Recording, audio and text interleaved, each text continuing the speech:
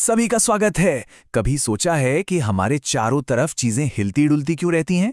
एक गेंद हवा में कैसे उड़ जाती है, या हम सब जमीन पर टिके क्यों रहते हैं? देखिए, इन सब के पीछे ना एक ही अदृश्य शक्ति काम कर रही है, जिसे हम कहते हैं बल। तो आज हम इसी ताकत के बारे में जानने वाले हैं, जो सचमुच हमारी पूरी दुनिया को चलाती है।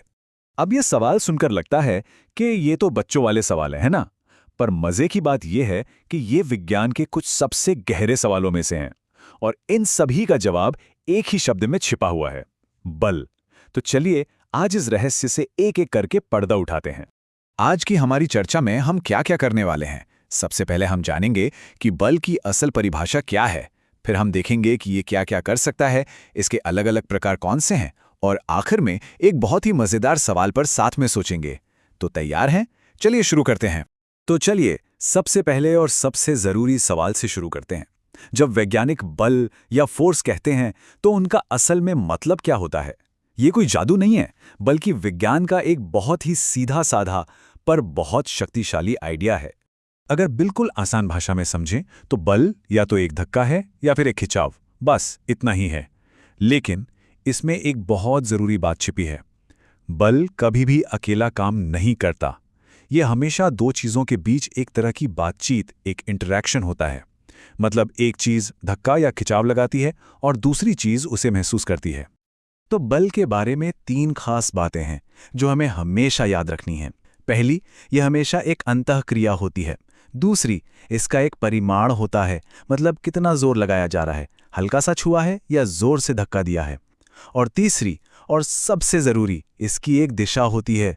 सोचिए, दरवाजे को अपनी तरफ खींचना और उसे बाहर की तरफ धकेलना, दोनों में बल तो लग रहा है, पर दिशा अलग होने से नतीजा बिल्कुल उल्टा हो जाता है। ठीक है, तो अब हम ये तो जान गए कि बल क्या है, लेकिन सवाल यह है कि ये करता क्या है। चलिए देखते हैं कि ये छोटा सा धक्का या खिंचाव हमारी दुनिया में क्या क्या कमाल कर सकता है। सोचिए कि बल एक सुपर हीरो है जिसके पास 4 अनोखी शक्तियां हैं। पहली, ये एक रुकी हुई फुटबॉल को किक मारकर चला सकता है।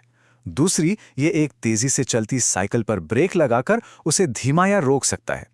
तीसरी, ये बैट से लगकर गेंद की दिशा ही बदल सकता है और उसे बाउंड्री के पार भेज सकता है।